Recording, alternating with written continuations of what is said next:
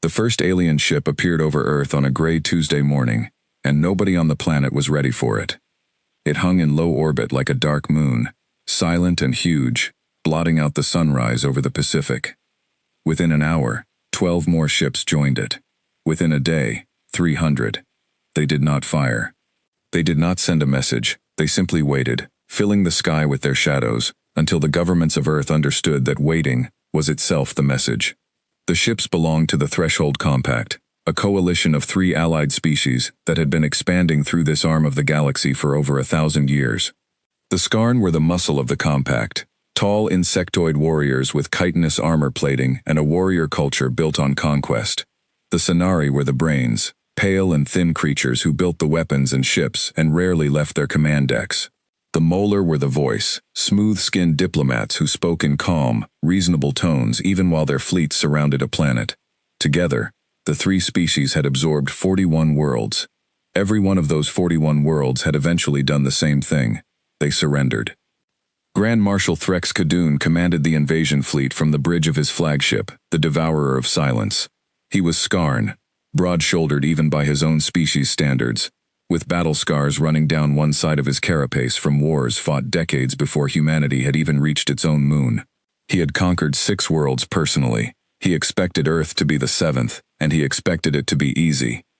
"Send the ultimatum," he told his communications officer. "Standard terms: full disarmament, transfer of all orbital and lunar infrastructure, acceptance of compact oversight councils in every major population center. They have 72 hours. The ultimatum was broadcast in every language spoken on Earth, translated by Sonari linguistic algorithms that had cracked human communications within the first 6 hours of arrival. Billions of people heard the same message at the same time: submit or be destroyed. In a bunker 300 meters beneath the Colorado Rockies, the people who would decide Earth's answer were already arguing. "We fight," said General Marcus Chen, standing at the head of a long table filled with monitors and holographic displays. He was 58 years old, gray at the temples, with the kind of stillness that came from a lifetime of making hard decisions. "We have the fleet. We have the training. If we surrender now, we lose everything we've built." "You have 340 warships," said Chancellor Amara Whitfield, the highest elected official left with any real authority, once the old United Nations had folded into the newer, tighter Earth Defense Council. She was not a soldier. She had been a labor negotiator before the war, and it showed in the way she weighed every word before speaking. "They have over 3,000. Marcus, I've seen the sensor reports. This isn't a fight. It's a massacre waiting to happen." "Then we don't fight the way they expect," Chen said. Across the table, Admiral Elena Voss said nothing for a long moment. She was the youngest person at that table, only 41, but she had earned her rank the hard way, commanding Earth's outer patrol fleets during the tense years after first contact, when nobody knew if the compact would come in peace or war. Now they knew. She had spent the last 6 years of her career preparing for exactly this day, and almost nobody in the room understood how far that preparation had actually gone. "General Chen is right that we can't win a straight fight," she said finally. "But Chancellor Whitfield is also right. 340 ships against 3,000 is not a fight, it's a funeral. So we don't give them a fight." "You want to surrender," Chen said, and his voice was flat with disappointment. "I want them to think we surrendered," Voss said. The room went quiet.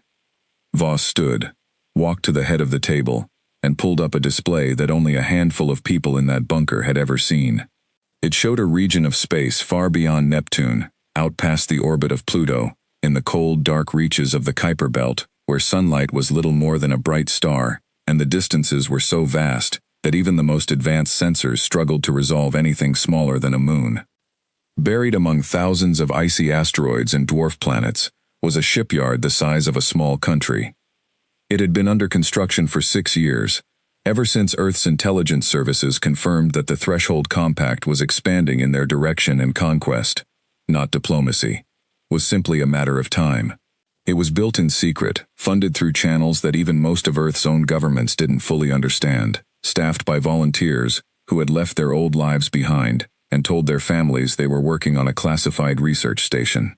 It was called Project Hearthfire, and it was the reason Elena Voss had been quietly moving Earth's best engineers, its brightest scientists, and its most talented shipbuilders out of the public eye, for the better part of a decade. "This is our real fleet," she said. 340 ships in Earth orbit is what the compact sees. It's what we've let them see, because it's what any young, primitive spacefaring species would build with limited time and limited resources. It looks weak because it is weak. It was built to be weak. It was built to be a lie.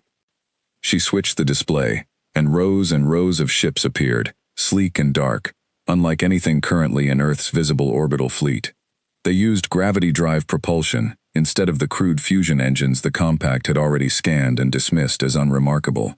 Their hulls were coated in adaptive stealth plating, developed from 6 years of quiet collaboration between physicists who had once worked on opposite sides of old Earth conflicts, now united by a threat bigger than any of their old borders. Their weapons were untested in real combat, but they had been simulated against captured compact technology, recovered from a scout ship that had strayed too close to Earth's early warning network 4 years earlier and never made it home. "We have 412 ships out there," Voss said. "None of them have ever been seen by the compact. None of them are on any registry, any manifest, any broadcast Earth has ever sent.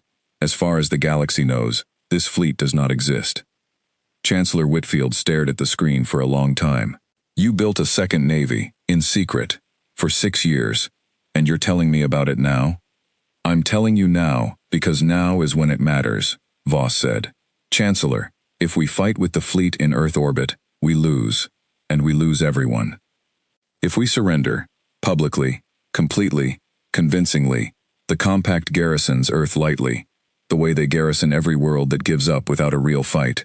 41 other planets taught them that lesson. Beaten species don't resist. Beaten species comply. They'll leave a modest occupation force, station most of their real fleet elsewhere to continue their expansion, and consider Earth a solved problem." "And then?" Chen asked, though from the look on his face, he already suspected the answer.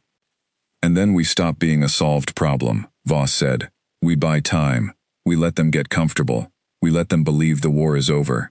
And when they least expect it, we show them the fleet that was never supposed to exist." Chancellor Whitfield sat back in her chair, rubbing her temples. Outside, in the sky above every city on Earth, 300 alien warships waited for an answer that would determine the fate of 8 billion people. "If this fails," she said quietly, "if they find the shipyard, if they see through the surrender, there is no plan B. They will not show mercy twice." "I know," Voss said. "Then God help us all," Whitfield said, and reached for the communication line that would connect her to Grand Marshal Threx Kadun. The surrender broadcast went out 4 hours later. Chancellor Whitfield appeared on every screen on Earth and every screen on every compact ship in orbit, her face steady, even though her hands, out of frame, were shaking. "People of Earth," she said, "and representatives of the Threshold Compact. After careful consideration, the Earth Defense Council has determined that armed resistance would result in catastrophic and unnecessary loss of life. Effective immediately, Earth accepts the terms of the ultimatum. We will disarm our orbital defenses. We will grant compact oversight in accordance with your requirements. We ask only that the transition be conducted with minimal disruption to civilian life." On the bridge of the Devourer of Silence, Grand Marshal Threx Kadun listened to the translated speech with something close to satisfaction. 41 worlds, now 42. "Faster than the Skorvath," he said to his second-in-command, a Skarn officer named Ezeth Morin. "Faster than the Ordinal Compact and the Chalvern both." Humanity understood its position quickly. Commander Ezeth Morin did not respond right away. She was younger than Kadun, less decorated, but she had a reputation among the fleet for a mind that noticed things others missed. She had spent the last 3 days studying every scrap of intelligence the Compact had gathered on Earth's military capabilities, and something about the numbers had been bothering her since before the ultimatum was even sent. "Marshal," she said carefully, "may I speak freely?" "You always do," Kadun said, not unkindly. 340 warships is a small fleet for a species that has had over 60 years of confirmed contact with a spacefaring civilization. The humans knew we existed. They knew, eventually, that contact could turn hostile, and yet their fleet numbers are consistent with a civilization that only began serious naval construction in the last decade, with resources that should have supported a fleet 3 or 4 times this size. Perhaps they are simply inefficient, Khadun said. Humans have a reputation for infighting.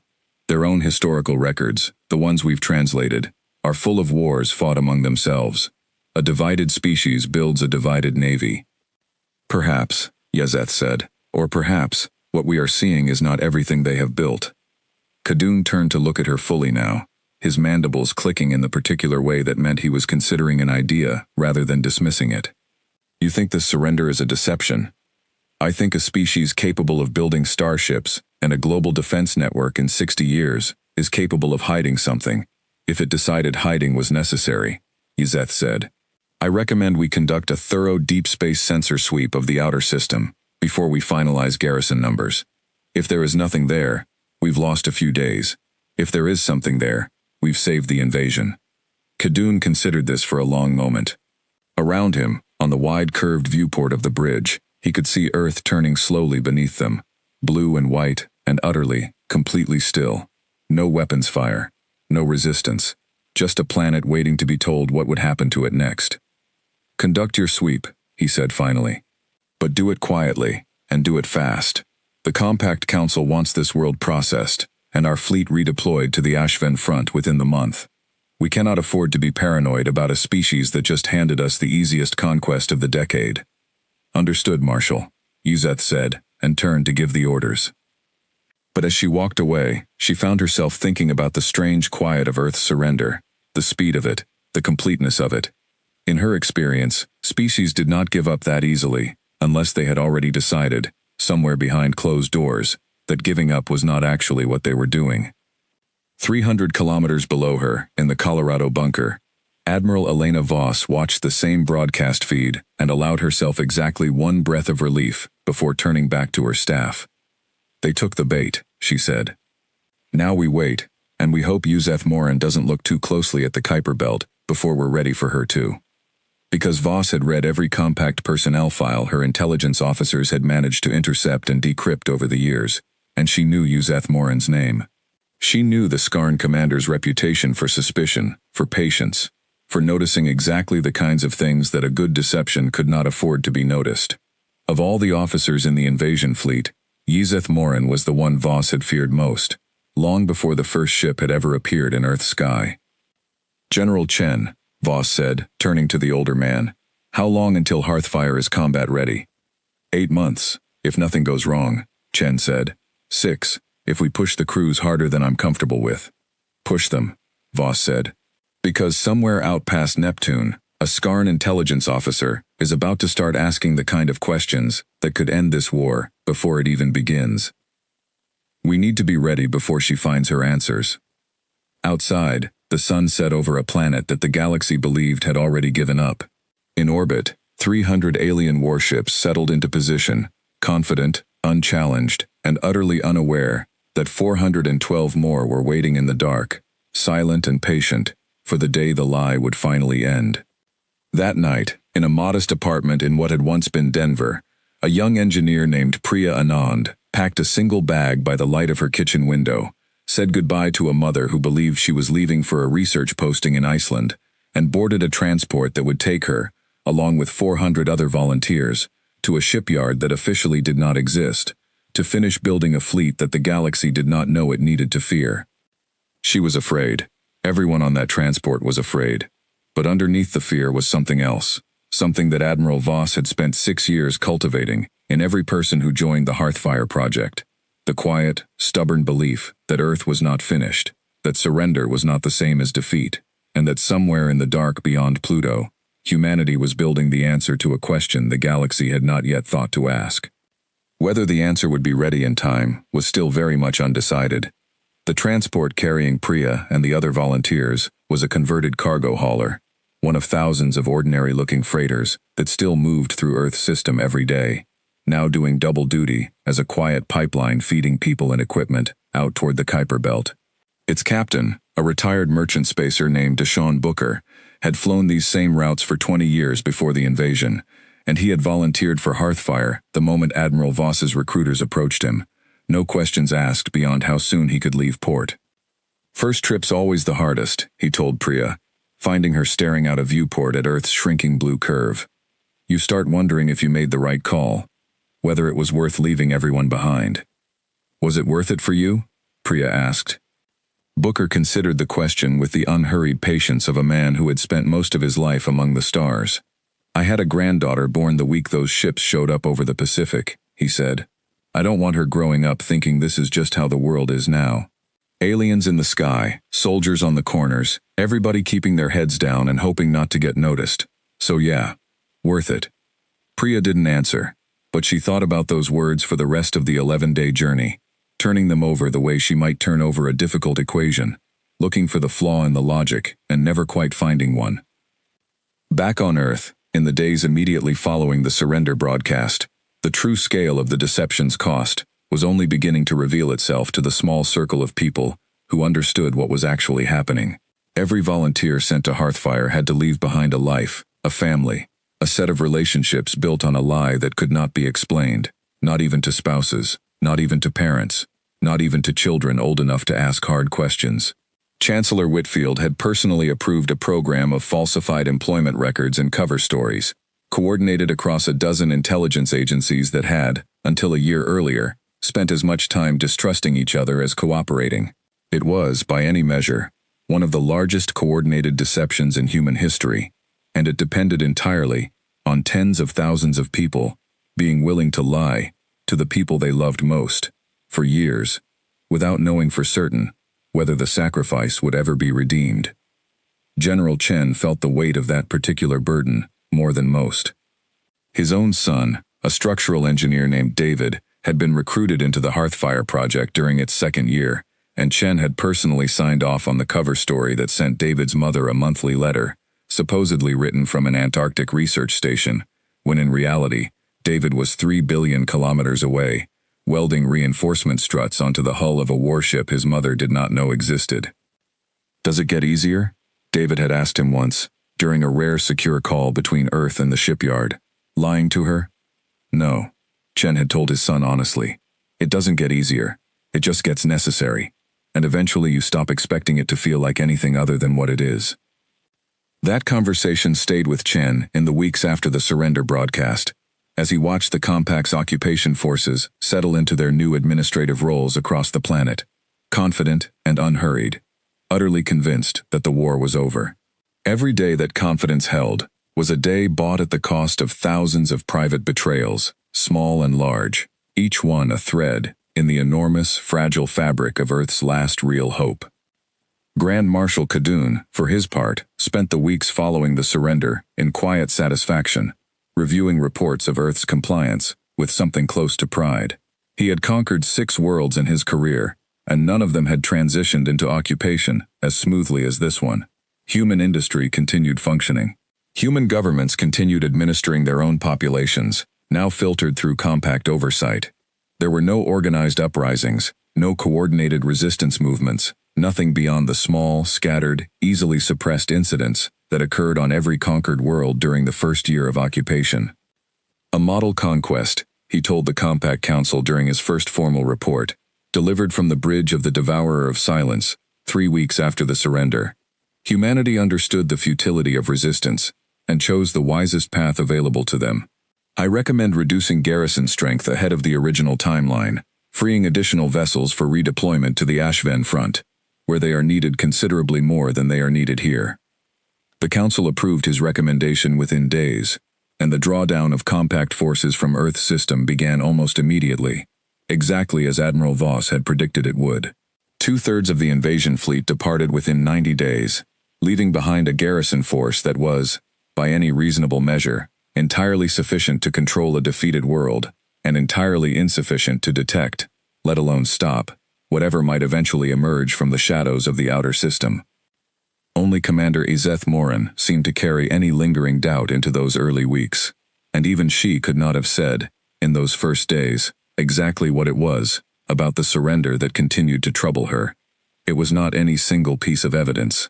It was the shape of the thing as a whole, the particular quality of a defeat that had come too fast, too clean, too total, from a species whose own historical records described conflicts fought over decades, sometimes centuries, between people who shared a single world and a single fundamental biology.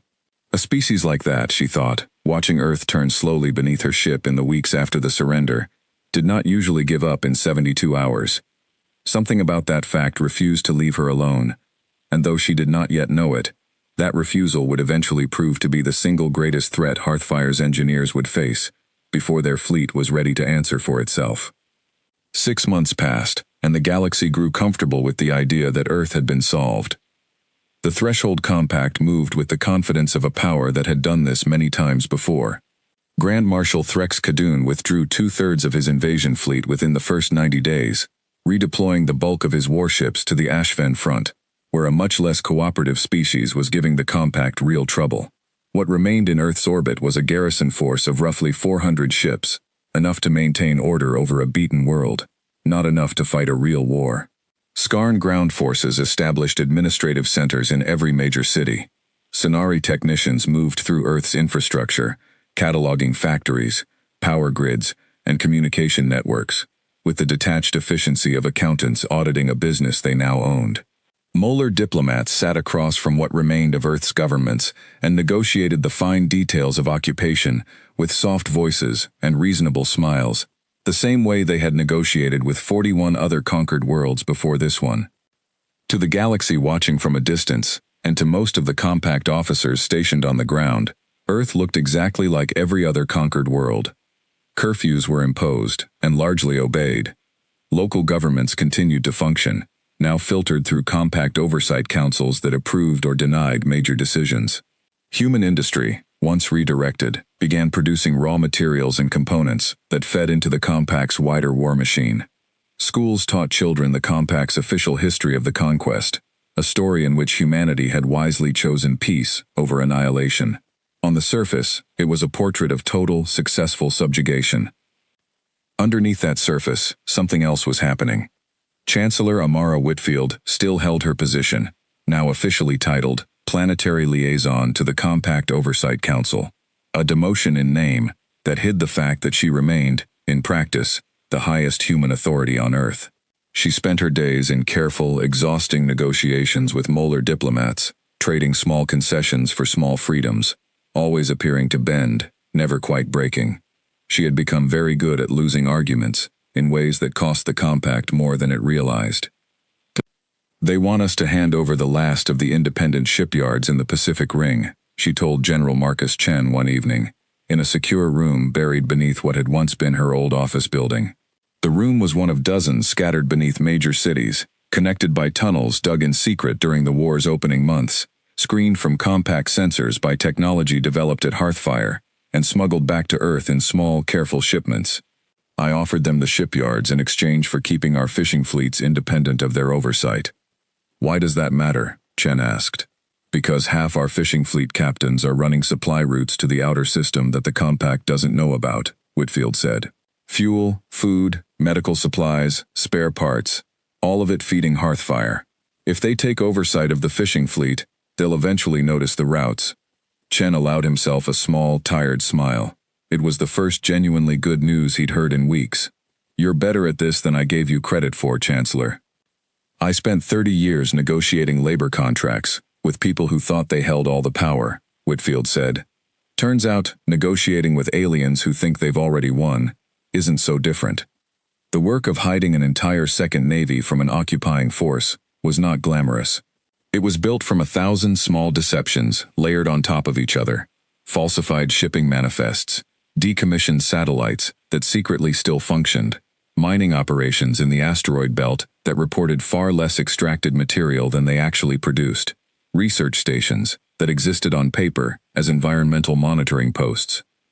Every person involved in the deception, and there were now nearly 200,000 of them across Earth and the outer system, understood that a single mistake could bring the entire structure down. At Hearthfire itself, the work had not slowed for a single day since the surrender broadcast. If anything, it had accelerated, because the 6 months of relative peace the surrender had purchased were exactly the 6 months Admiral Elena Voss needed most. The shipyard had grown. What had once been a scattering of construction platforms hidden among asteroids was now a small, hidden civilization, home to nearly 40,000 people, living in pressurized habitats, carved into hollowed-out rock and ice. There were schools for the children who had been born there. There were medical bays, recreation centers, even a small chapel built by a group of engineers who had wanted somewhere quiet to think. It was, in its own strange way, becoming a second home for Earth, a place that existed entirely outside the reach of the occupation. Priya Anand, the young engineer who had left Denver believing she was headed for a research posting in Iceland, had spent her first 6 months at Hearthfire, working on gravity drive calibration for the fleet's newest ship class, a heavy cruiser design the engineers had nicknamed the Anvil. It was slow, meticulous, occasionally frustrating work, made harder by the fact that everything they were building had to be tested in simulation before it could be tested in reality, because a single stray energy signature detected by a passing compact sensor drone could unravel 6 years of careful hiding. "We lost another calibration run," she told her supervisor one shift, staring at a wall of data that refused to make sense. "The drive field keeps destabilizing above 60% output." Dr. Samuel Okoro, the physicist who had first proposed the gravity drive concept a decade earlier, leaned over her shoulder and studied the readouts, with the calm patience of a man who had spent most of his adult life solving problems other people considered impossible. "It's not the field," he said after a moment. "It's the containment lattice. Look at the harmonic frequency here. We're feeding it more power than the lattice geometry can distribute evenly. So we redesigned the lattice." Okoro agreed. Again. For the 4th time this year. Priya rubbed her eyes. She had not seen sunlight, real sunlight, in 6 months. None of them had.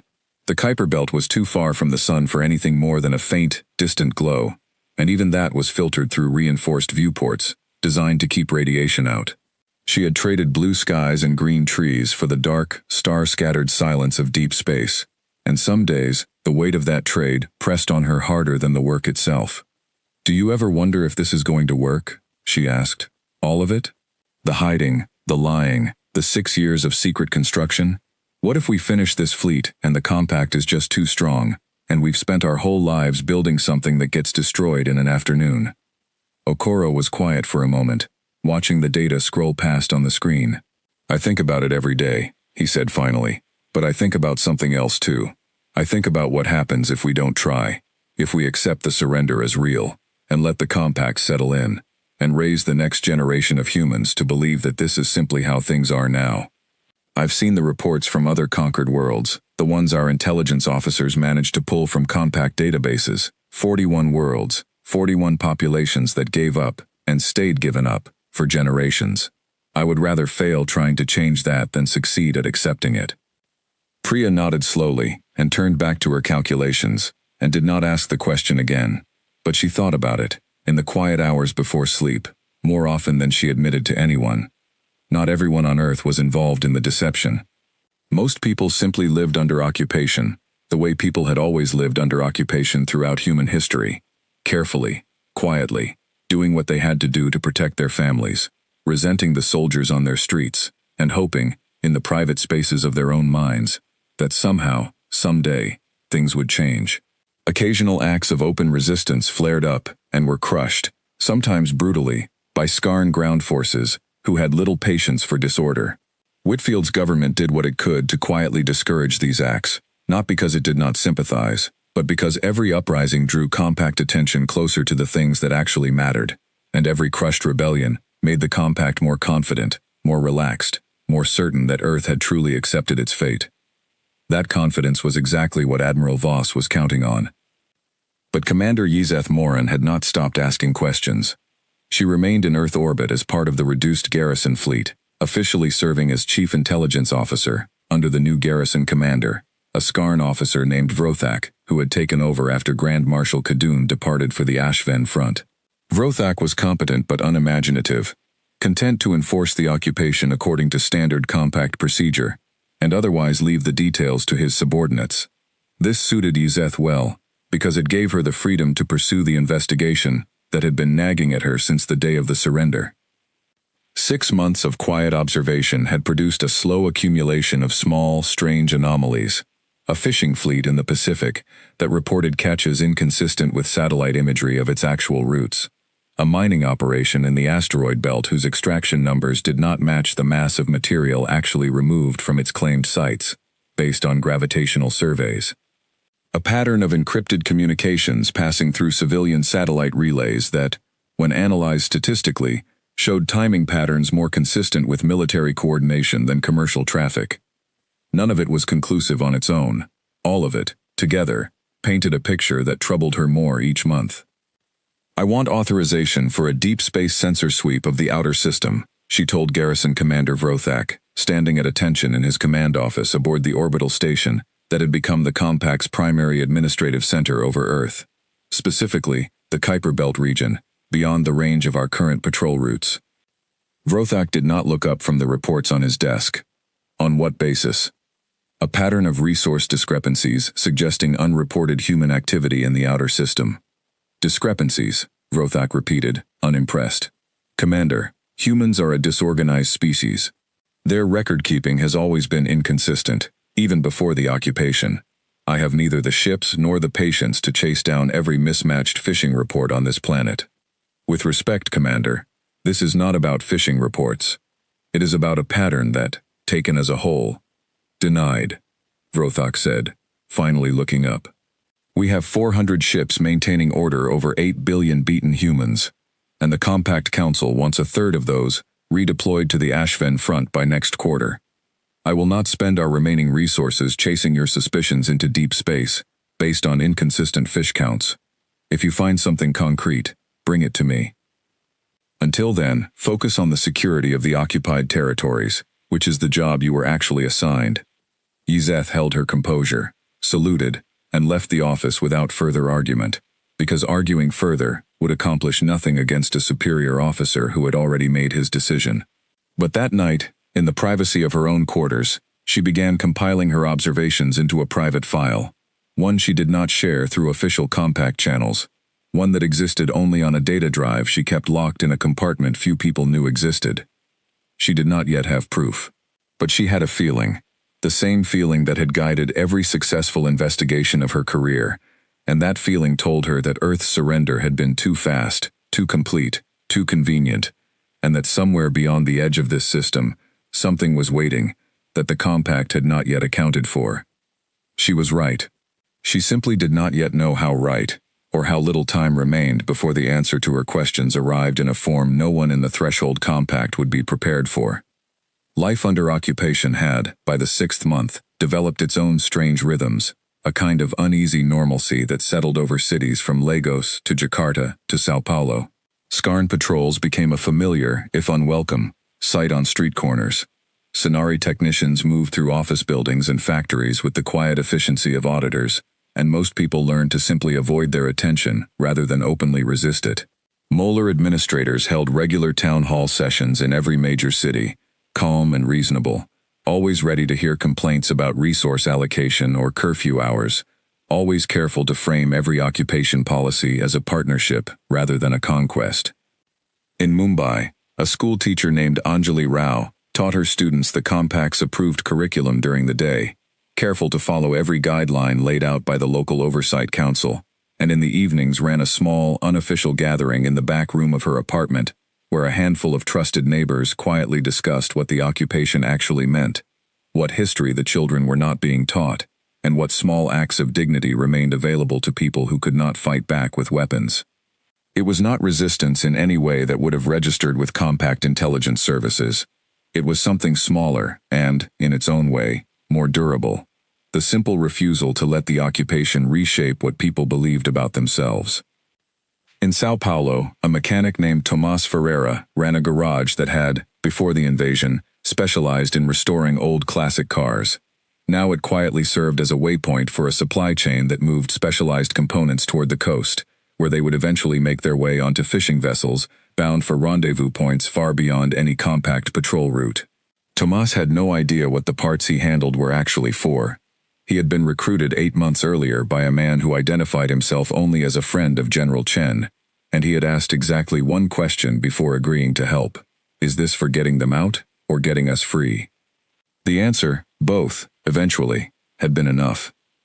Thousands of people like Anjali and Tomas formed the quiet backbone of Earth's resistance network, most of them never fully aware of the larger picture, each one holding only the single small piece of the puzzle necessary to do their part. It was, Chancellor Whitfield often thought, both the network's greatest strength and its greatest vulnerability. No single arrest, no single interrogation could unravel the whole structure, because no single person held enough information to betray it completely. But it also meant that the deception depended on an enormous number of ordinary people continuing to make an extraordinary, dangerous choice, day after day, for reasons many of them would not fully understand until the truth was finally revealed. Not every quiet act of defiance went unnoticed by the occupation, however.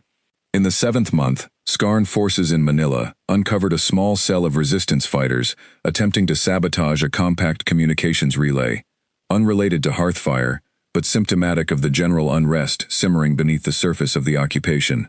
The response was swift and brutal, a public demonstration meant to remind the population exactly what defiance would cost. 14 people were executed in the city square, broadcast across every screen on the island chain as a warning. The incident sent a chill through Whitfield's entire network. In the secure room beneath her office, she gathered her closest advisors, her face drawn and pale, in a way that General Chen had rarely seen in the months since the surrender. "We need to consider whether the risk is still worth it," she said quietly. 14 people, Marcus. 14 people who had nothing to do with Hearthfire, executed because the compact needed to make an example. If they ever trace anything back to the shipyard, the retaliation will be beyond anything we've seen so far. "I know," Chen said. "But Amara, if we stop now, if we dismantle the network out of fear, we've traded a possible future massacre for a certain, permanent surrender." Everyone at Hearthfire understood the risk when they volunteered. Everyone in this network understood it too.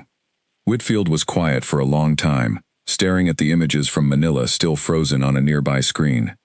"Then we honor what they understood," she said finally, "by making certain it means something in the end." The 7th month also brought the network's closest call yet, when Sonari auditors reviewing shipping manifests in the Pacific Ring flagged an unusual pattern in fuel consumption reported by a fishing fleet based out of Auckland.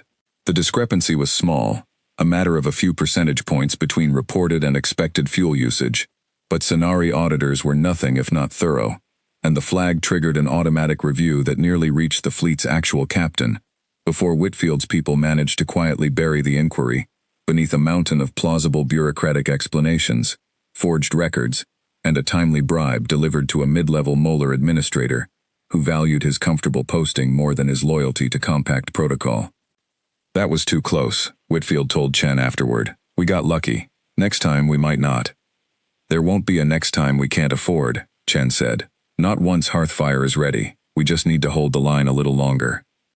Back at Hearthfire, 7 months into the occupation, Admiral Voss stood in the observation deck of her flagship, a vessel that did not yet have an official name, and watched through the reinforced viewport as the first full squadron of Anvil-class cruisers moved through their final combat trials. 40 ships, moving in perfect coordinated formation, their gravity drives leaving barely a ripple in the surrounding starfield, their stealth plating rendering them nearly invisible, even to instruments designed specifically to find them. "Report," she said, without turning. "Squadron 1 is combat ready," said Captain Reyes, her tactical officer, checking the data scrolling across his console.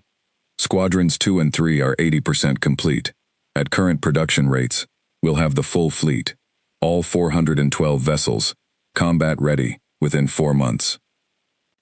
4 months, Voss repeated quietly.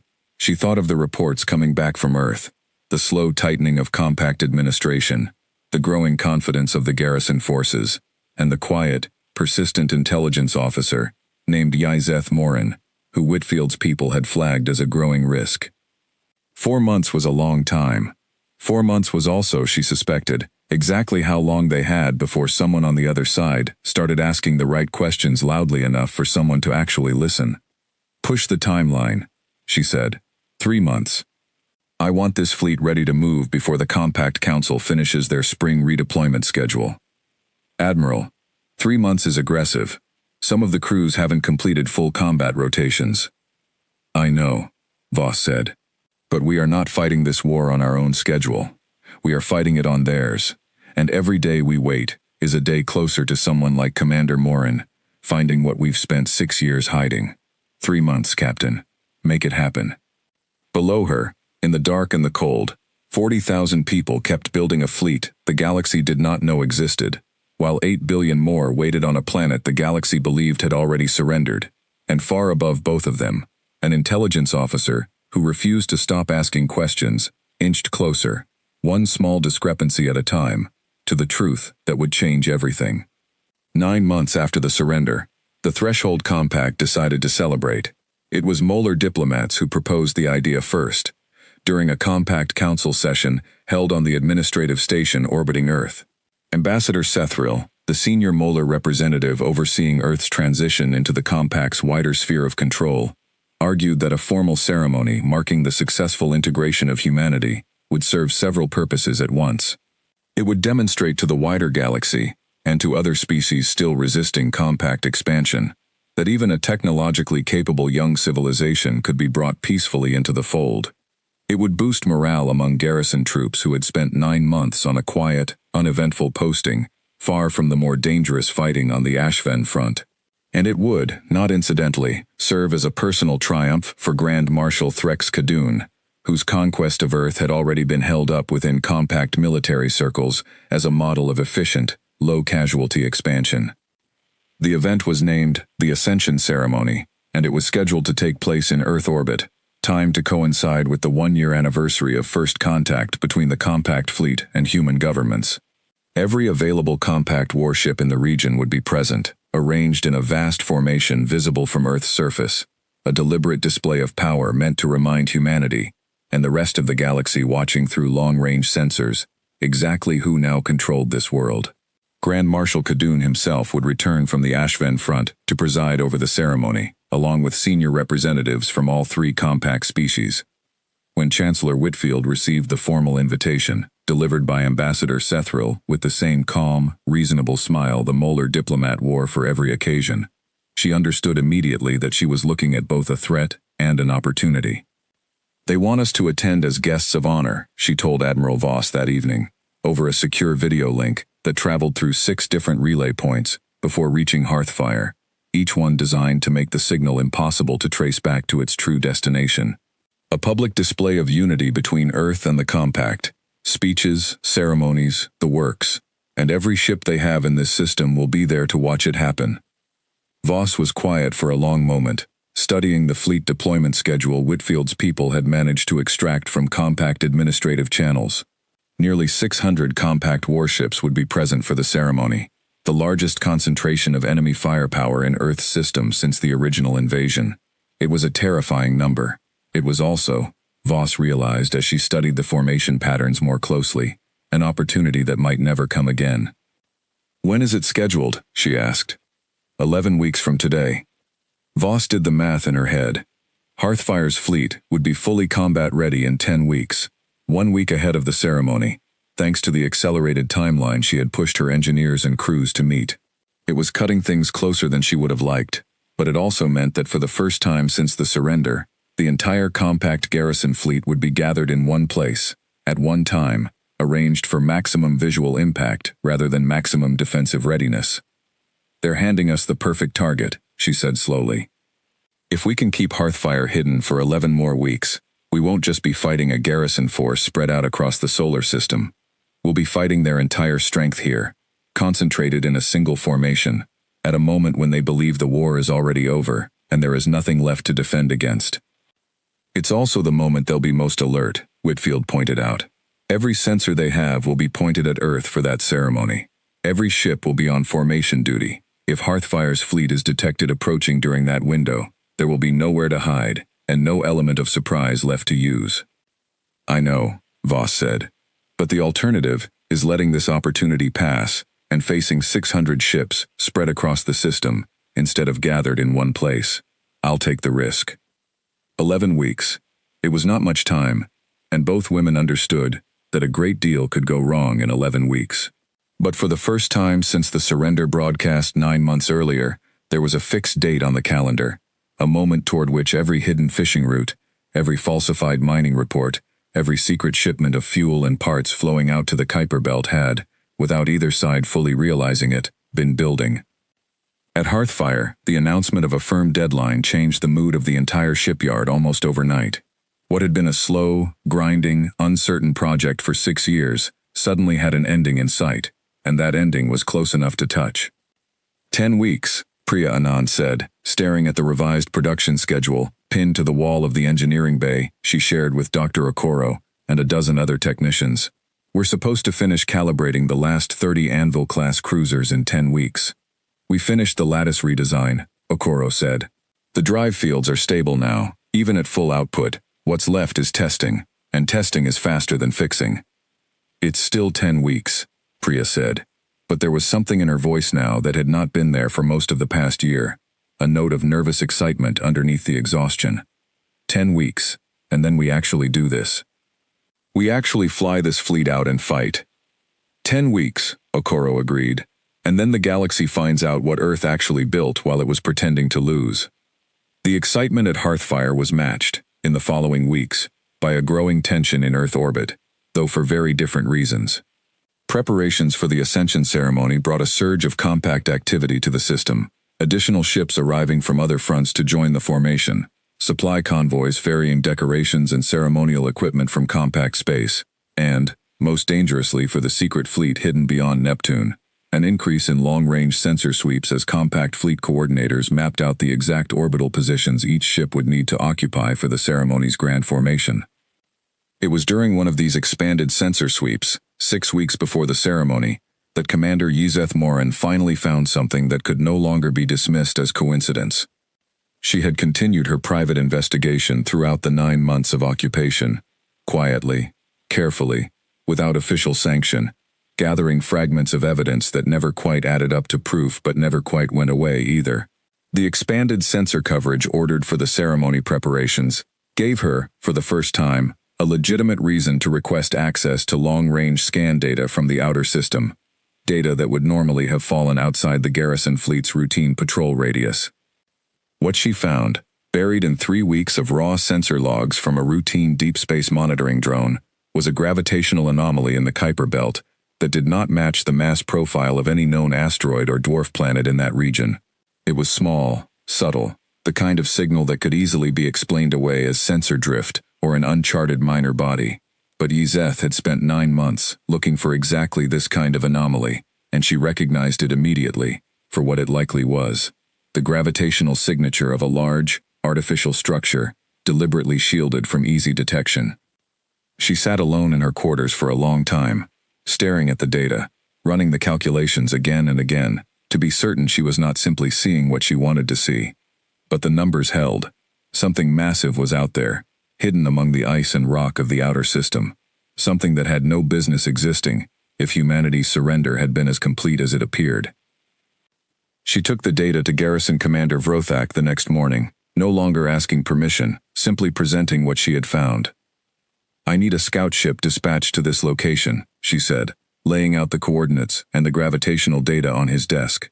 "Immediately, and quietly, before the Ascension ceremony draws every available vessel into formation duty." Vrothak studied the data for a long moment, his earlier dismissiveness giving way, slowly, to genuine concern. "This is more substantial than your previous reports." "It is proof, Commander, or as close to proof as passive sensor data can provide. I believe the humans have hidden a significant asset in the outer system, one they did not disclose as part of their surrender terms." Vrothak was quiet for a moment, weighing the political cost of raising an alarm 6 weeks before Grand Marshal Khadun's triumphant return for the ceremony, against the far greater cost of being wrong about a threat this significant. "If you are right," he said finally, "and there is an undisclosed human military asset in this system, it changes everything about the ceremony. Every ship we have will be gathered in one place, in a ceremonial formation, not a defensive one." "Yes, Commander," Yzeth said. "That is precisely why I believe we cannot afford to wait. Dispatch a single scout, unmarked, minimal crew," Vrothak ordered. "I want confirmation before I take this to the Grand Marshal. If you are wrong, Commander Morin, this will be the last independent investigation you conduct under my command. If you are right, we may need to reconsider the entire ceremony." The scout ship left Earth orbit 2 days later, a small, fast vessel, designed for reconnaissance rather than combat, its systems configured to approach the target coordinates as quietly as possible.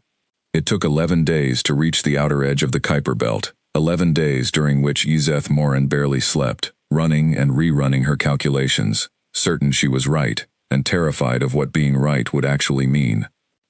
At Hearthfire, Earth's outer perimeter sensor network, a web of passive detection buoys, scattered across millions of kilometers of the Kuiper Belt, picked up the scout ship's approach when it was still 4 days out. The alert reached Admiral Voss within minutes.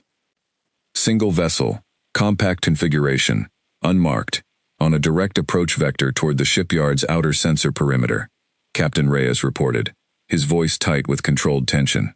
Current trajectory suggests either an extraordinary coincidence or a directed search.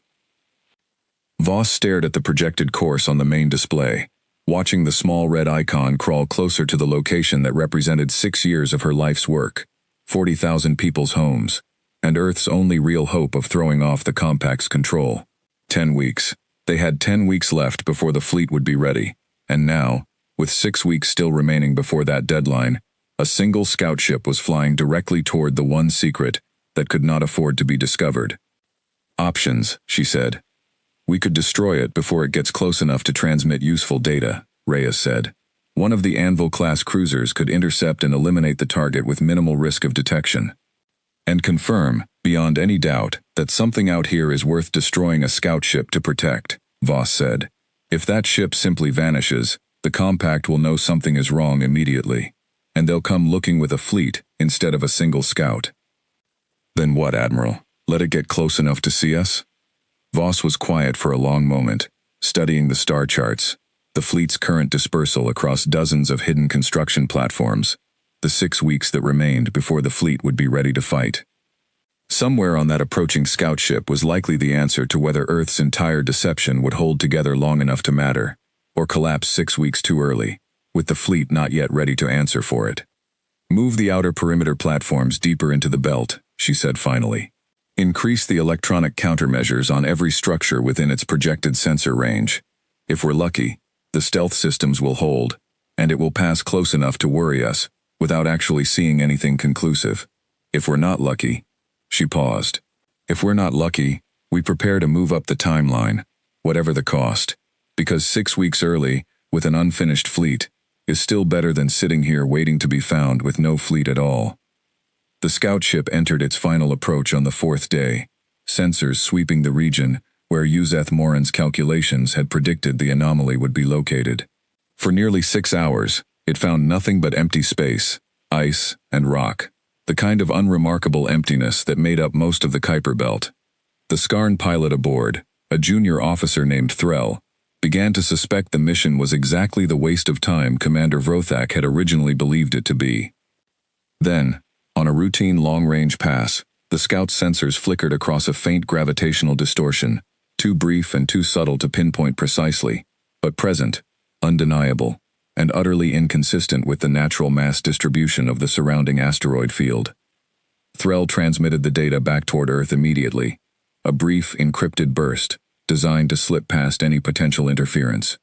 It took the signal 4 hours to cross the distance back to the inner system, 4 hours during which the scout ship continued its sweep, edging closer to the true location of Hearthfire's outer construction platforms. 4 hours during which Admiral Voss's countermeasures held, barely, hiding the true scale of what lay beyond the scout's narrowing search radius. While the scout ship crept closer to Hearthfire's outer perimeter, Chancellor Whitfield found herself facing a diplomatic crisis of a different kind, one that had nothing directly to do with the shipyard, but threatened, in its own way, to unravel the delicate balance the occupation had settled into. Ambassador Sethril had begun pressing harder on the terms of the upcoming Ascension ceremony, insisting that Whitfield deliver a public address, praising the benefits of compact integration, a speech that would be broadcast not only across Earth, but throughout compact space, held up as proof of the wisdom of peaceful surrender. I cannot stand before my own people and praise an occupation they endure every single day, Whitfield told Sethril during one of their increasingly tense negotiating sessions, held in a conference room aboard the compact administrative station. You are asking me to lie to 8 billion people in a way that dishonors everything they have sacrificed to survive this past year. I am asking you to acknowledge reality, Chancellor, Sethril replied, his voice carrying the same calm, reasonable tone it always did, a tone that Whitfield had come to find more unsettling than open hostility. 41 worlds before yours have delivered similar addresses. It is a formality, nothing more. A recognition of the new order that benefits everyone, including your own people, who will suffer far less under a cooperative administration than under continued resistance. Whitfield forced herself to remain calm, weighing every word the way she had learned to over the past 9 months. "I will consider the request," she said, which was, in the language both of them had come to understand, a polite refusal, disguised as patience. She had no intention of delivering that speech, not truly, though she also understood that outright refusal risked drawing exactly the kind of scrutiny the network could not afford in these final, critical weeks before Hearthfire's fleet would be ready. It was one more small, exhausting negotiation in a year that had been built almost entirely out of small, exhausting negotiations, each one a tiny act of resistance disguised as reluctant cooperation.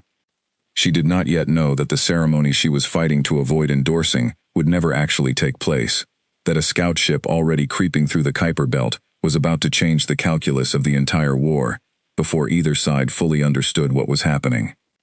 The signal reached Commander Yzeth Morin in the middle of the night, ship time, and she was awake within seconds of the alert sounding, reading the data with hands that trembled slightly, despite 9 months of expecting exactly this moment. Confirmed gravitational anomaly, artificial in origin, mass estimate inconsistent with natural bodies in the region, precise structure and scale not yet determined, recommend immediate follow-up with expanded sensor assets. She stared at the message for a long time, before forwarding it to Garrison Commander Vrothak, and then, with a request that would prove to be the single most consequential decision of her career, to Grand Marshal Threx Kadun himself, still 6 weeks from returning to Earth, for a ceremony that suddenly seemed like it might need to become something very different. "Marshal," she wrote, "I believe the human surrender was not what it appeared to be. I believe they have hidden a significant fleet in the outer system, and I believe it may be nearly complete. I recommend we accelerate our own preparations, and reconsider the wisdom of gathering our entire garrison fleet in one place for the Ascension ceremony, until we understand exactly what we may be facing." The message would take nearly 2 weeks to reach Kadun on the Ashven front, and receive a response. 2 weeks in which Hearthfire's countermeasures continued to hold against a scout ship that refused to leave the area. 2 weeks in which Admiral Voss pushed her engineers harder than she had ever pushed them before. And 2 weeks in which both sides of a war that had never officially been fought began to understand, for the first time, that the true battle for Earth was no longer a question of if, but of exactly how much time remained before it began. At Hearthfire, the discovery of the scout ship's presence triggered the most difficult decision Voss had faced since the project began. For 3 tense days, her staff debated whether to destroy the vessel outright, accepting the risk that its disappearance would alert the compact to a threat, or continue relying on countermeasures that had, so far, kept the shipyard's true scale hidden, even as the scout crept closer to the edge of detection range. If they've already transmitted a preliminary anomaly report, destroying the ship now accomplishes nothing except confirming their suspicions, argued Captain Reyes during one tense strategy session.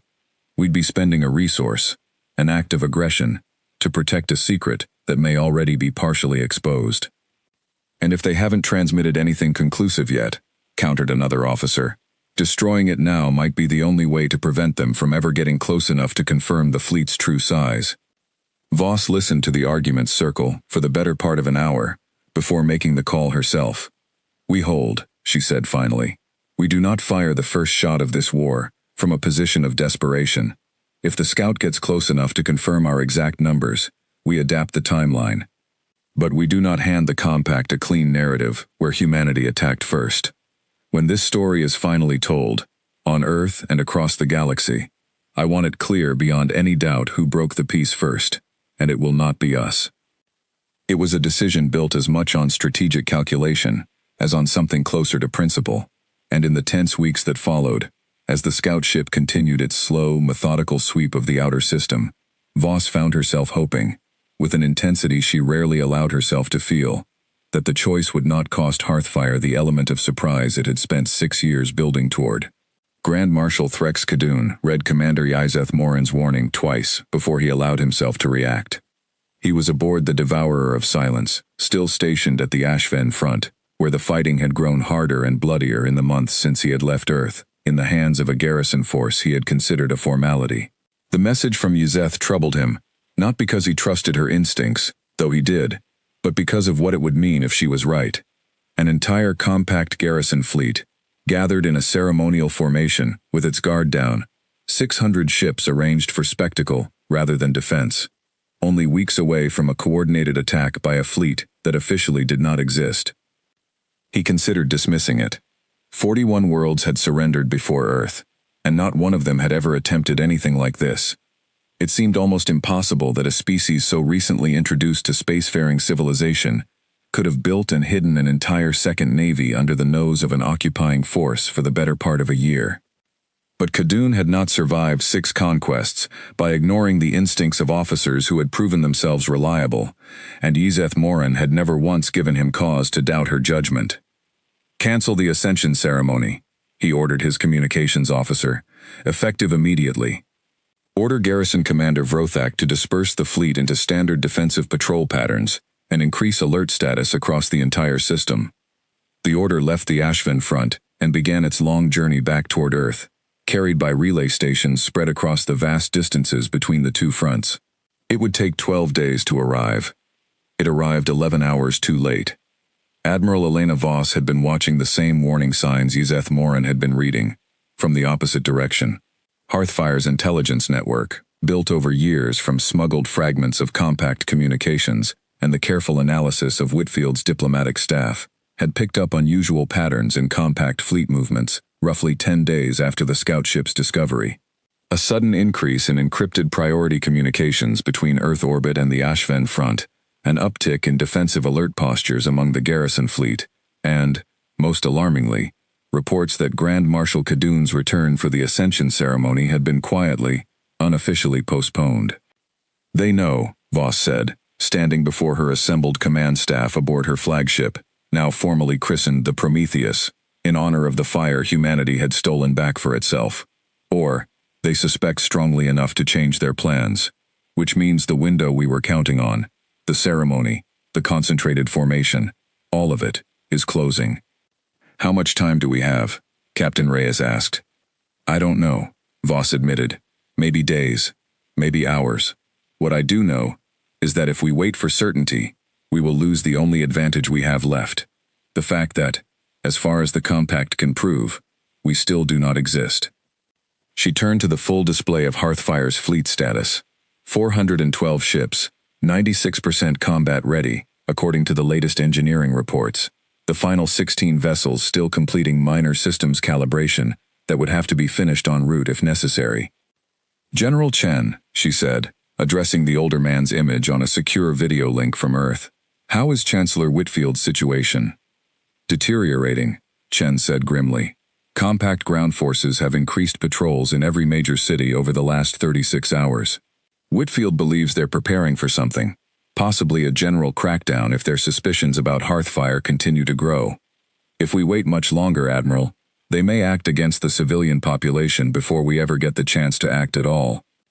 Voss closed her eyes for a moment, feeling the full weight of 6 years of preparation compress into a single decision that could no longer be delayed for the sake of caution. Every simulation, every training exercise, every argument about optimal timing assumed a scenario in which Earth chose the moment of revelation. That scenario no longer existed. The choice had been taken from them. "Then we move now," she said, opening her eyes. "Full fleet mobilization. All 412 vessels. We are done waiting for the perfect opportunity. We create our own." The order went out across Hearthfire within minutes, and for the first time in 6 years, the shipyard's carefully maintained silence broke into open, unmistakable activity. Gravity drives that had only ever been tested in isolated trials now engaged in full coordinated formation. 412 ships rising from their hidden construction platforms and forming up in the dark space beyond Neptune. A fleet the size of a small nation's entire military, assembling in a matter of hours after years spent existing as nothing more than scattered rumors and falsified shipping manifests. Priya Anand stood at her post aboard one of the Anvil-class cruisers, the ship she had spent the last year helping to build now alive around her. its systems humming with a kind of readiness she had only ever seen in simulations. Dr. Okoro stood beside her, both of them technicians rather than soldiers, but both of them essential to keeping the ship's experimental gravity drive functioning under the strain of real combat that neither of them had ever actually experienced. "This is really happening," Priya said quietly, watching through the viewport as hundreds of other ships fell into formation around them, a fleet that had existed only in secret for so long that seeing it fully assembled felt almost unreal. "It's really happening," Okoro agreed. "Everything we built, everything everyone here gave up. It comes down to the next few days." The fleet's journey from the Kuiper Belt to Earth would take just over 3 days at the gravity drive's maximum sustainable speed, faster than any conventional propulsion system the compact had ever encountered, fast enough that Voss believed there was still a chance to arrive before the garrison fleet fully understood what was coming. She was wrong, but only barely. Commander Izeth Morin had continued pressing her investigation, even after sending her warning to Grand Marshal Khadun, unwilling to simply wait for a response that might take weeks to translate into action. She had convinced Garrison Commander Vrothak to authorize a second, larger reconnaissance mission into the outer system, and it was this mission, 3 squadrons of compact warships sweeping the region around Hearthfire's last known gravitational anomaly, that detected the massive energy signature of 412 gravity drives engaging simultaneously, less than 6 hours after Hearthfire's fleet began its journey toward Earth. Marshal Khadun's warning was correct, Izeth said, staring at the sensor data with a mixture of vindication and dread. "There is a fleet, Commander, a large one, and it is moving toward Earth at a speed our current propulsion technology cannot match." Garrison Commander Vrothak stared at the projections with the particular stillness of an officer, realizing, too late, that he had spent 9 months underestimating an enemy he had never bothered to fully understand. How large? "Preliminary estimates suggest 400 vessels, possibly more," Izeth said. "Unknown classification, unknown weapons capability, unknown everything, Commander, because they have spent the last year making absolutely certain we would never see them until they wanted us to. Recall every ship," Vrothak ordered, his voice tight. "Full defensive alert across the entire garrison fleet. I want every vessel we have concentrated in Earth orbit within 12 hours. "Commander," Izeth said carefully, "our fleet is currently dispersed across patrol routes throughout the system, following the redeployment order issued after Marshal Khadun canceled the ceremony. Full concentration will take at minimum 18 hours, and the human fleet's current speed suggests they will arrive in approximately 60 hours from this point. We should have time to prepare a coordinated defense." "Then we prepare it," Vrothak said. "And we pray to whatever gods watch over the Skarn that Marshal Khadun's Ashven reinforcements arrive before this human fleet does. They would not. The distances involved were too great, the timeline too short. Whatever happened over the next 3 days would be decided by the 400 garrison ships already in the system, against a fleet of 412 vessels that no compact officer had ever seen fight, built with technology no compact intelligence report had ever documented, commanded by an admiral who had spent 6 years preparing for exactly this confrontation. The battle began 71 hours after Hearthfire's fleet departed the Kuiper Belt, at the edge of Earth's outer defensive perimeter, roughly the distance of Mars's orbit from the Sun. Admiral Voss stood on the bridge of the Prometheus, watching the compact fleet's formation resolve on her tactical display, 400 ships arranged in a defensive posture that, despite Commander Izeth Morin's warnings and 18 hours of frantic repositioning, was still built around assumptions that no longer held true. The compact expected a fight against unknown but presumably comparable technology. They did not yet understand exactly how far beyond their own capabilities Earth's hidden fleet had actually developed. "All squadrons, engage stealth countermeasures and hold formation," Voss ordered. "Captain Reyes, status on the compact fleet's sensor lock. They have a general position on our fleet, Admiral, but our stealth plating is degrading their targeting resolution significantly," Reyes reported. "They know roughly where we are. They don't know exactly how many ships, or exactly what we're capable of." "Good," Voss said. "Let's make sure that confusion works in our favor for as long as possible. Squadron commanders, execute formation Hearthfire as briefed. We hit their flanks first, draw their center formation out of position, and use our speed advantage to prevent them from ever establishing a stable firing line. The plan had been rehearsed in simulation hundreds of times over the preceding months, built around the fundamental advantages Hearthfire's engineers had spent 6 years developing. Gravity drives that allowed for maneuvers no conventional compact ship could match, adaptive shielding that could redirect and absorb energy weapon fire far more efficiently than anything in the compact's own technology, and weapon systems designed specifically to exploit the structural weaknesses identified from the captured scout ship recovered years earlier. What the simulations could not fully prepare anyone for was the reality of the battle itself, the terrifying scale of hundreds of warships exchanging fire across the vast darkness of space, the sudden violent flashes as shields failed and hulls breached, the strange quiet of vacuum broken only by the tactical chatter flooding every bridge and command center across both fleets. Commander Izeth Moran, aboard the garrison flagship under Vrothak's direct command, watched the opening minutes of the engagement with a growing, sickening realization that everything she had feared about this unknown human fleet was proving not just accurate, but insufficient. The human ships moved faster than any compact vessel could track efficiently, striking at the edges of the formation and vanishing before counterfire could be properly targeted, their weapons cutting through compact shielding with an efficiency that suggested detailed, specific knowledge of exactly how compact defensive systems worked. "They've studied us," she said, half to herself, watching another compact cruiser lose main power under a coordinated strike from 3 human vessels working in perfect unison. Everything about their weapons, their tactics, it's designed specifically to counter what we already know how to do. "Recommendations, Commander?" Vrothak demanded, his voice strained as the tactical display filled with more and more red icons marking damaged or destroyed compact vessels. "Consolidate the formation," Izeth said. "Stop trying to match their speed and maneuverability. We cannot win that fight. Concentrate our firepower into overlapping fields we can guarantee will intersect their flight paths. Force them to either break through a wall of coordinated fire or abandon their flanking approach entirely." It was, given the circumstances, sound tactical advice, and Vrothak implemented it within minutes, pulling the scattered compact formation back into a tighter, more defensible cluster. For a brief period, roughly 40 minutes into the battle, it seemed to work. The concentrated compact firepower began inflicting real damage on Hearthfire's forward squadrons, and Admiral Voss, watching the shifting tactical picture from the Prometheus, recognized immediately that the easy advantage of the battle's opening phase had ended. "They're adapting faster than the simulations predicted," she said. "Reyes, casualty report. 6 ships lost, Admiral. 14 more with significant damage. They've found our weakness. We can't sustain close engagement against concentrated fire, not with our current shield configuration."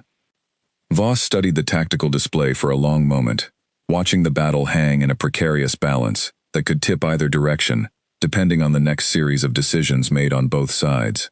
6 years of preparation had built a fleet capable of matching, and in many ways, exceeding, the technology of an empire that had conquered 41 worlds. But preparation could only account for so much once real ships, real people, and real consequences entered the equation. The rest would be decided here, in the cold dark space beyond Earth, by whichever fleet adapted faster to the reality of a battle that neither side had ever actually fought before. "All squadrons," Voss said, her voice steady, despite the tension radiating through every officer on the bridge around her. "Prepare to execute Formation Hearthfire, Phase 2. It's time to show them exactly what 6 years of hiding actually built." Before the order could be fully executed, chaos on a different front demanded Voss's attention. On Earth, Skarn ground commanders, alerted by the sudden appearance of an unknown fleet approaching the system, had begun implementing emergency security protocols across every major city. Protocols that included the detention of key civilian leaders considered capable of coordinating resistance. Chancellor Whitfield's location was compromised within the first hour of the battle's opening phase, as a Skarn security detail moved to secure her office building in what had once been her old capital. "Admiral," General Chen's voice crackled across the secure channel, tight with barely controlled urgency. "Compact ground forces are moving on Whitfield's position. We have maybe 20 minutes before they breach the outer perimeter." Voss felt the weight of an impossible choice settle over her, the same kind of choice that war always seemed to produce at its worst moments: divide her attention and resources between the decisive battle unfolding in orbit and the immediate, ground-level crisis threatening to cost Earth its civilian leadership. At the exact moment, unity mattered most. "Reyes, I need a strike wing pulled from the main formation," she said. "6 ships, fast attack configuration, targeted orbital support for ground extraction." "Admiral, pulling ships now weakens our position against the Compact's counter-formation." "I am aware of the tactical cost, Captain," Voss said. "I am also aware that if we win this battle and lose Chancellor Whitfield in the process, we will have traded one kind of victory for a political catastrophe that could unravel everything we're fighting to protect. Pull the ships." The 6-ship strike wing broke from the main formation and descended toward Earth's atmosphere, at a speed that strained even the gravity drive's considerable capabilities, arriving above the besieged government complex with barely 12 minutes to spare. What followed was not a grand space battle but something far more desperate and immediate. Precision orbital strikes clearing a path through Skarn ground forces, followed by a rapid extraction team dropping through the atmosphere to pull Whitfield and her closest staff to safety, moments before Skarn's security breached the compound's final defensive line. Whitfield emerged from the extraction shaken but unharmed, watching from the deck of a hastily repurposed shuttle as the ground battle that had nearly claimed her life continued below, Earth's own scattered resistance networks emerging from the shadows to support the extraction. Ordinary people who had spent a year pretending to be defeated, finally taking up whatever weapons and courage they had kept in reserve for exactly this moment. "They knew," she said quietly to the extraction team leader, staring down at the chaos unfolding across the city she had called home for most of her life. "The moment that fleet appeared, they knew this was the endgame, and they came for us immediately." "Which means they understood exactly how dangerous you were to their control," the team leader replied. "Chancellor, with respect, we need to move. This isn't over yet, not on the ground and not in orbit." Back in the depths of space, the battle Voss had pulled ships away from continued to hang in a precarious balance, each side searching for the advantage that would ultimately decide not just the outcome of a single engagement, but the fate of an entire planet's fragile bid for freedom. Aboard the Prometheus, with the extraction of Chancellor Whitfield confirmed successful, Voss turned her full attention back to the main engagement, studying the tactical display with the focused intensity of someone who understood that every remaining decision in this battle would be measured not in minutes, but in lives. The compact fleet had used the brief window of Hearthfire's redirected attention to reorganize its own formation, Vrothak pulling his remaining ships into a defensive sphere around the damaged flagship, a tactic clearly meant to protect his command structure while his forces regrouped. "They're consolidating around Vrothak's ship," Reyes reported. "Tight formation, overlapping shield coverage. If we try a direct assault, we'll take heavy losses breaking through." "Then we don't break through," Voss said, studying the formation's shape. "We surround it. Full fleet deployment, envelop their position from every angle their sensors can't cover efficiently at once. Their strength right now is concentration. We take that away by making sure there's no single direction they can focus their defense toward." The maneuver that followed would later be studied by Earth's military academies for generations, a demonstration of exactly the kind of coordinated, decentralized tactics that Hearthfire's gravity drive technology had been designed to enable from the very beginning. 400 human warships spread into a loose, three-dimensional sphere around the compact's defensive formation, striking from dozens of angles simultaneously, never allowing Vrothak's overlapping shields to fully compensate for the sheer geometric complexity of the assault. Commander Edith Morin watched the human formation unfold with a mixture of professional admiration and creeping dread, recognizing in real time that she was witnessing a tactical philosophy the Compact had never encountered in over 1,000 years of expansion, one built not around brute concentration of force, but around speed, adaptability, and a willingness to accept individual risk in service of collective advantage. "Commander," she said to Vrothak, her voice carefully controlled despite the chaos unfolding around them, "I recommend we consider terms. Continuing this engagement risks total destruction of the fleet, and total destruction serves no one, not the Compact, and not the future of any negotiated relationship with this species." Vrothak did not answer immediately, his attention fixed on the tactical display as 3 more compact vessels lost main power under coordinated human strikes. The proud, confident officer who had dismissed Yuzeth's suspicions 9 months earlier was gone, replaced by someone forced, in the span of a single afternoon, to reckon with the complete collapse of every assumption his career had been built upon. "Prepare the surrender signal," he said finally, the words costing him something visible in the set of his shoulders. "But hold transmission until my order.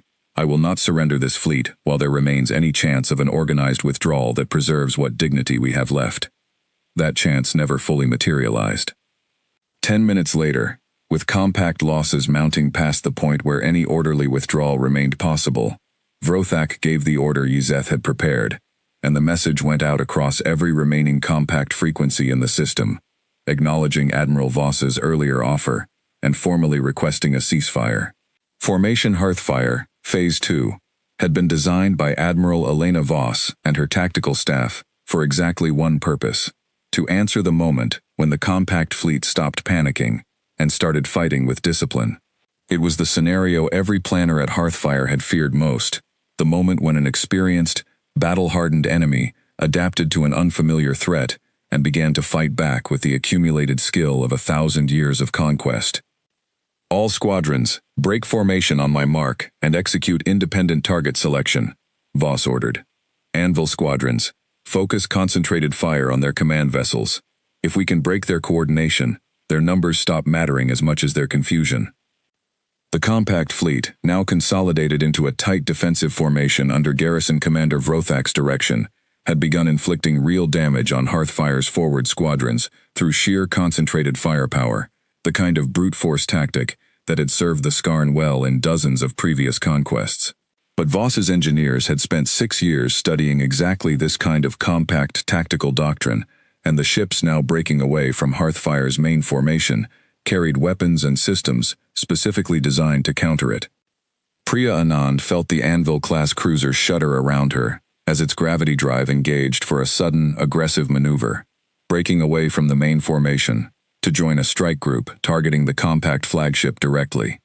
She gripped the edge of her console, watching the tactical display show her ship weaving through a field of incoming fire that, 6 months earlier, would have seemed like an impossible feat for any vessel to survive. "Drive field holding steady," she reported, her voice tighter than she wanted it to be. "Shield integrity at 91%. "Good work," Okoro said beside her, his own hands steady on the controls despite the violence unfolding around them. "The lattice redesign is holding. Whatever else happens today, we solved that problem." Aboard the compact flagship, Commander Yzeth Morin watched with growing alarm as the human fleet strike groups began converging on her position, with what looked less like a coordinated fleet action and more like a deliberate, targeted assassination attempt against compact command structure. "They're targeting command vessels specifically," she reported to Vrothak. "This isn't a general engagement, Commander. They're trying to decapitate our coordination." "Then we do not let them," Vrothak said grimly. "Redirect defensive squadrons to intercept the incoming strike groups. I will not lose this fleet to a species we conquered without firing a single shot." But the intercepting compact squadrons found themselves fighting an enemy whose ships moved with a speed and precision that consistently outpaced their own defensive maneuvers.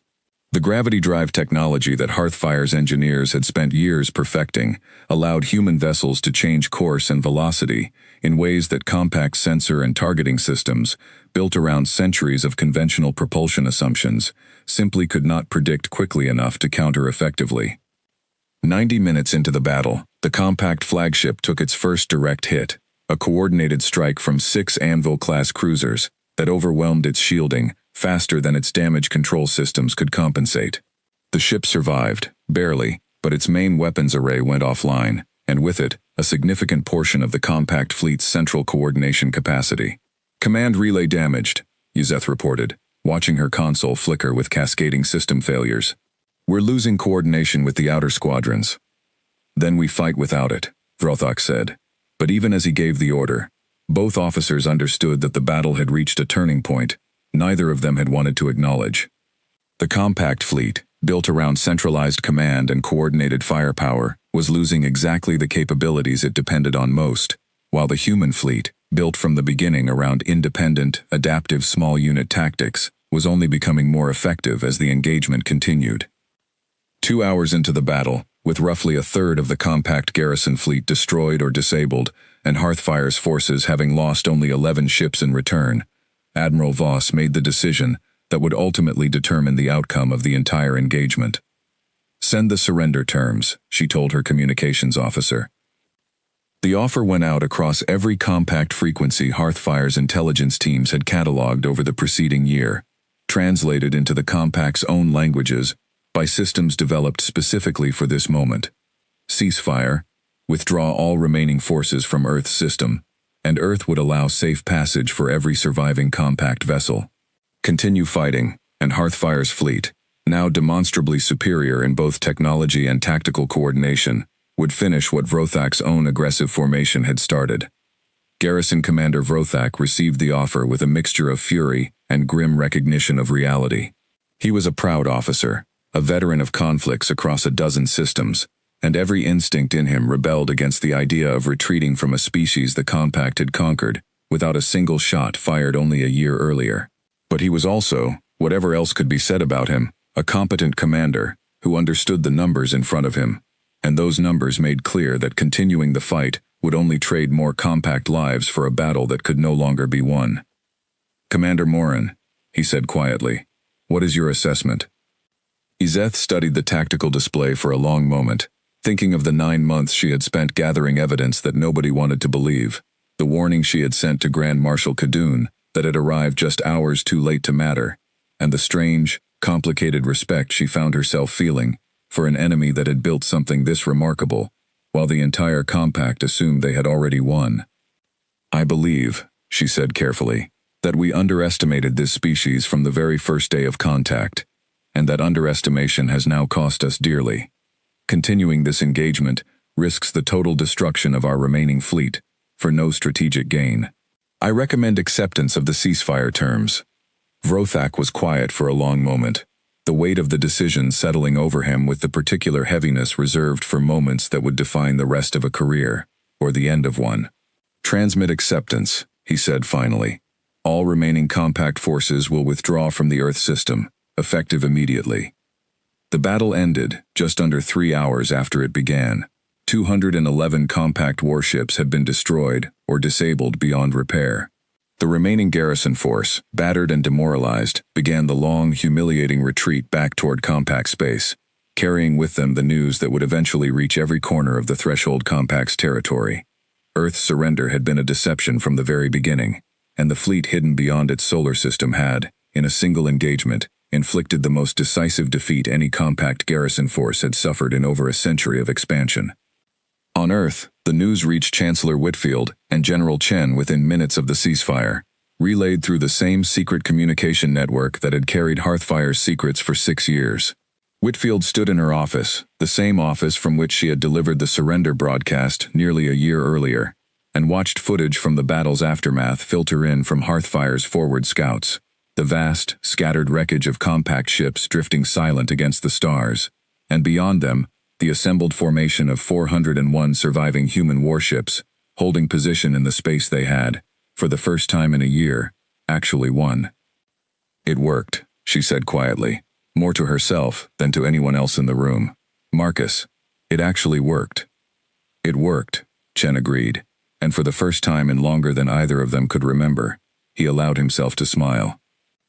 The formal liberation of Earth's orbital space took another 2 weeks to complete, as Hearthfire's fleet secured the system, escorted the remaining compact ground forces to surrendered transport vessels, and began the complicated process of restoring full Earth governance without compact oversight for the first time since the invasion. Admiral Voss returned to Earth aboard the Prometheus to a welcome that neither she nor anyone at Hearthfire had fully prepared for. Cities across the planet erupting into celebration as the news spread that the surrender had never been real, that the fleet the galaxy had never known about had come home to set Earth free. Priya Anand stood on the observation deck of her cruiser as it settled into orbit above a blue and green planet she had not seen from space in over a year, and found herself crying without entirely understanding why. The accumulated weight of a year spent building something in secret, in fear, in the dark, cold distance of the Kuiper Belt, finally released in a moment she had genuinely doubted, some nights, she would ever live to see. "We did it," she said, and Dr. Okoro, standing beside her, simply nodded, unable to find words adequate to the moment. Far away, At what remained of the Threshold Compact's central command, the news of Earth's deception spread through the galaxy, far beyond the borders of the Compact itself. Other species, other worlds still resisting Compact expansion, other governments still deciding whether resistance or surrender offered the better chance of survival, took note of what had happened at a planet the Compact had once listed among its easiest conquests. Earth had not defeated the Compact outright. The Threshold Compact remained a vast, powerful, dangerous force, and Grand Marshal Khadun, humiliated but very much alive, would spend the coming years planning a response that Earth would eventually have to face. But for the first time in the history of Compact expansion, a conquered world had proven that surrender did not have to mean defeat, that a beaten fleet in orbit did not have to represent the totality of a species' strength, and that patience, sacrifice, and 6 years of quiet, hidden work could accomplish what open resistance alone never could have achieved. Commander Ezeth Morin, aboard a battered Compact transport ship carrying the survivors of the garrison fleet back toward Compact space, spent the long journey home, writing a report that would eventually be read by Compact commanders across a dozen fronts. A report that began with a simple, uncomfortable observation. Humanity's surrender had been the single most effective military deception the Compact had ever encountered, and any species capable of building an entire hidden navy while convincing an occupying force of total defeat was a species the Compact could never again afford to underestimate. 6 months later, Admiral Elena Voss stood before the newly reformed Earth Defense Council, no longer a secret admiral commanding a secret fleet, but the publicly recognized commander of Earth's official defense forces, 401 warships strong, with more under construction in shipyards that no longer needed to hide. "The Compact will come back," she told the assembled council, echoing words she had said in a bunker beneath the Colorado Rockies nearly 2 years earlier, in a very different world than the one that existed now. "They will come back stronger, more prepared, less willing to underestimate us. What we bought ourselves was not victory. It was time, and the knowledge that we are capable of building something the galaxy did not believe we could build." "Then what do we do with that time?" Chancellor Whitfield asked, though she already suspected the answer, because she had known Elena Voss long enough to understand that the Admiral had likely already begun planning the answer before the question was even asked. "We build more," Voss said. "We grow stronger. We remember exactly how close we came to losing everything, and we make certain that the next time an empire looks at Earth and thinks it sees a conquered world, they will be even more wrong than the Threshold Compact was." Outside the council chamber, beyond the reach of any occupying force for the first time in nearly 2 years, the sun set over a planet that the galaxy had once believed had surrendered without a fight, a planet that had instead spent 6 years in the shadows, building the fleet that would remind every empire watching that humanity, given time and reason enough, would always find a way to answer back. The war with the Threshold Compact was far from over, but Earth, for the first time since the first alien ship had appeared in its sky, faced that future not as a beaten world waiting for its fate to be decided by others, but as a species that had proven, in the cold, dark space beyond Neptune, and in the fire of a single decisive battle, exactly what it was capable of when the galaxy least expected it. And somewhere out among the stars, other worlds still fighting the Compact's expansion heard the story of what Earth had done, and began, quietly, to wonder if surrender might not always mean what their conquerors wanted them to believe it meant. In the weeks following the liberation, Chancellor Whitfield oversaw a difficult and often painful process of accounting for everything the deception had cost. Families who had been lied to for years finally learned the truth about where their sons and daughters, parents and siblings, had actually spent their time away from home. Some received that truth with anger, feeling betrayed by a government that had asked so much of them without ever asking permission. Most, in the end, found something closer to a complicated pride, understanding, even through their hurt, exactly what had been purchased with their silence and their sacrifice. David Chen returned to Earth for the first time in over a year, standing in his mother's kitchen in a modest house outside Boston, watching her face shift from confusion to disbelief to something that broke and rebuilt itself all at once, as she finally understood where the Antarctic research letters had truly come from. General Chen stood in the doorway, watching his wife embrace their son, and allowed himself, for the first time in longer than he could remember, to simply feel the relief of a war paused rather than a war still being fought in secret. Priya Anand did not return to Denver immediately. She remained with Hearthfire's fleet, now openly operating from a new, permanent shipyard being constructed in Earth's own orbital space, helping train the next generation of engineers who would build on everything the original project had discovered. When she finally did visit her mother, months later, she found the conversation easier than she had expected, not because the lie had been small, but because her mother, like so many others, understood exactly what had been at stake, and found she could forgive almost anything in service of the world her daughter had helped save. Commander Iseth Morin's report on Earth's deception eventually reached every corner of Compact Military Command, sparking a fierce internal debate about the wisdom of the Compact's entire approach to conquest and occupation. Some officers argued for harsher, more thorough methods of subjugation on future conquests, determined never to be fooled the way Earth had fooled them. Others, Yazeth among them, argued for a fundamentally different approach, one that took seriously the possibility that species capable of surviving long enough to reach the stars might also be capable of resistance, far more sophisticated than the Compact had ever previously encountered. Grand Marshal Khadun, humiliated by the defeat but unwilling to abandon his military career, spent the following months studying every detail of the battle above Earth, determined to understand exactly how his forces had been outmaneuvered by a species he had once dismissed as an easy, forgettable conquest. He did not forget the lesson Earth had taught him, and neither did the wider Compact, which meant that the peace Earth had won, however hard-fought and well-earned, remained fragile, temporary, and shadowed by the certainty that this was not the last time humanity would need to defend itself against an empire, determined to prove that its earlier defeat had been nothing more than an unfortunate accident of circumstance. Admiral Voss understood this better than almost anyone, and it was this understanding that drove her, in the months and years that followed, to push Earth's defense forces toward continued growth and innovation, rather than allowing the victory to settle into complacency. New shipyards rose in Earth's own orbital space, no longer hidden, no longer secret, but built with the same relentless attention to detail that had produced Hearthfire's original fleet. New generations of engineers, many of them the children of the original volunteers, grew up with a very different understanding of their place in the galaxy than the generation that had watched the first compact ships appear over the Pacific.